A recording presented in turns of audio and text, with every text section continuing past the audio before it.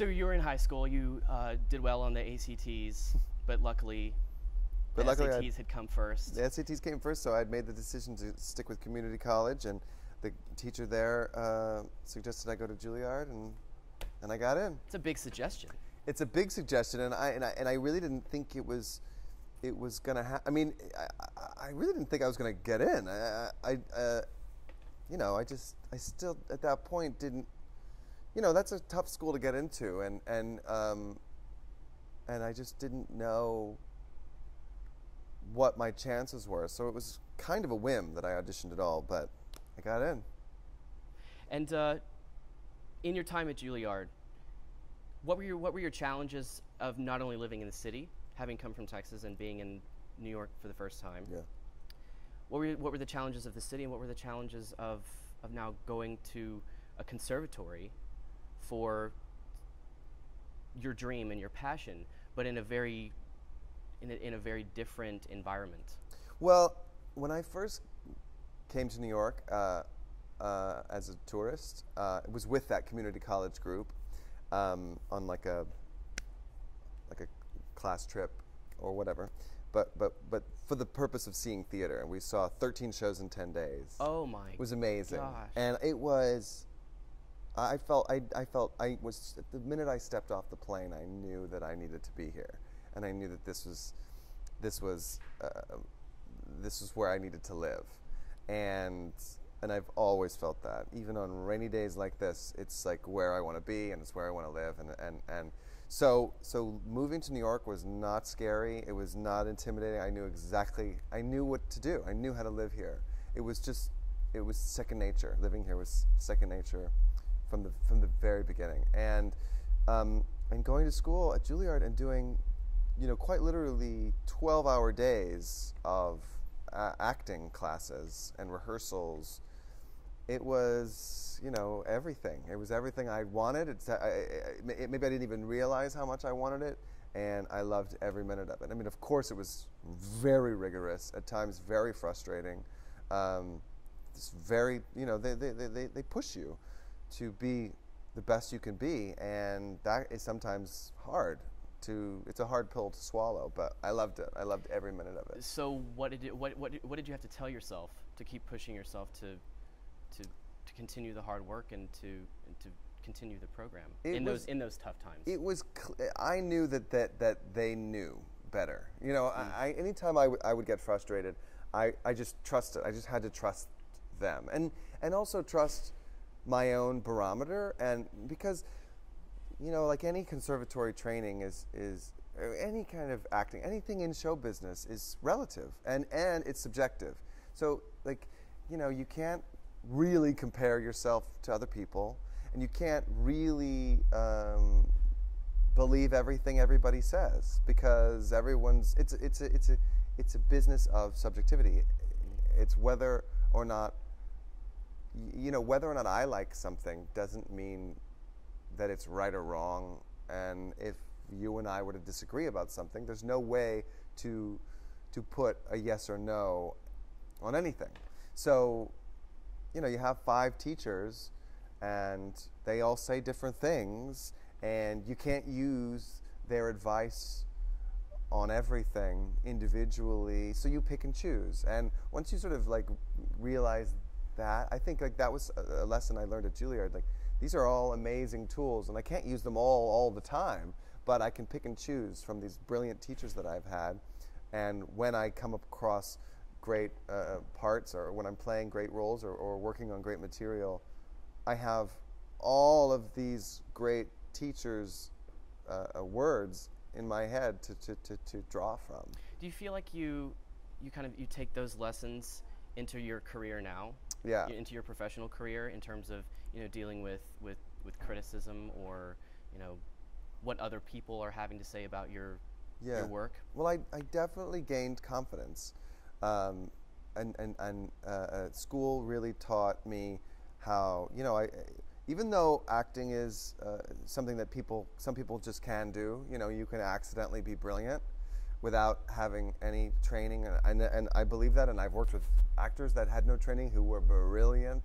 I know that because I learned how to do it, I always have the skills that I can fall back on. So even if I maybe don't know exactly how a part should be played, or I'm not really like a part, I know that I have what it takes to draw on it. So confidence, it gives you going to school and that experience gave me so much confidence just in knowing that I can do this. Maybe I'm not the guy you want, but I know I'm capable of doing this. I learned how to do this, and I'm capable of doing it. And sometimes I'm not. Sometimes it's a part where I'm like, okay, that's not going to work. I know that I can't play that, and even if I could, it's not going to be right. And so, sometimes an audition will come along that I pass on because, it's not worth wasting everyone's time to try to see if I could fit this, this square peg into a round hole or whatever. You're based in New York. I'm based in New York. I like life in New York. I have stayed in LA. Obviously, I've been in LA. We did 2 years of Ugly Betty in LA, and I definitely like a lot of the people. I have a lot of friends there, and I like a lot about LA. But I miss New York a lot when I'm there. And you like, just like like an actor's life is. I spend so much time on my calendar, making, planning my life. I think we do more so than people who have 9-to-5 jobs because they know where they're going to be from 9 to 5 every day. Totally. And so the life happens around that. And when you're an actor, sometimes you have to block out whole days for things, or you have to block out a week, or you have to go away for a period of time, or you have to you're traveling all day this day, and you're traveling back all day this day. And so planning your life. You have to give your life precedent the same way you give your work precedent. So if you're willing to give a whole day to, for example, if you're willing to give a whole several days, like I have to give a whole several days this week to press for the new show. So that's all I'm doing. My life is blocked out for that. I have to travel to get there. I have to do the press. I have to prepare. I have to get a haircut, get an outfit. All that stuff is and that's all I'm going to do. Those days are dedicated to that. And so just like I do that for work, this past weekend, my sister and her family came to New York to visit. And I did nothing but them for 3 days. That's all I did for those 3 days. So the same way you have to block out your life for work, you have to block out your life for the personal stuff. Your family comes and you want to make it worthwhile, then you can't do anything during that time. And I did nothing but hang out with them that whole time. So that's sort of the way I do it. I just try to treat my personal life the same way I treat my professional life in blackout days on calendars and things like that. So what advice would you give young aspiring actors, be it actors that are interested in theater exclusively or actors that are interested in having the type of career you've had, which has gone back and forth from theater to TV? Well, I think, somebody's certain, I would say anybody who is an actor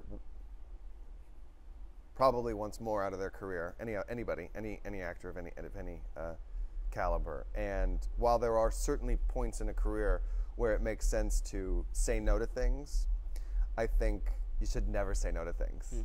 You should do everything. Always stay busy. Always stay working, especially on the things you love. There's a group of people that I get together with pretty often, and we've been working on Hamlet for a long time. And we just get together, we read scenes, and just for fun, without any. Well, eventually we'd like to make it happen. Like a production certainly down the road. But for now, it's figuring out the play, figuring out how it ticks, and being in a room with smart people, working on this amazing piece, and what brings us all together is our love of Hamlet.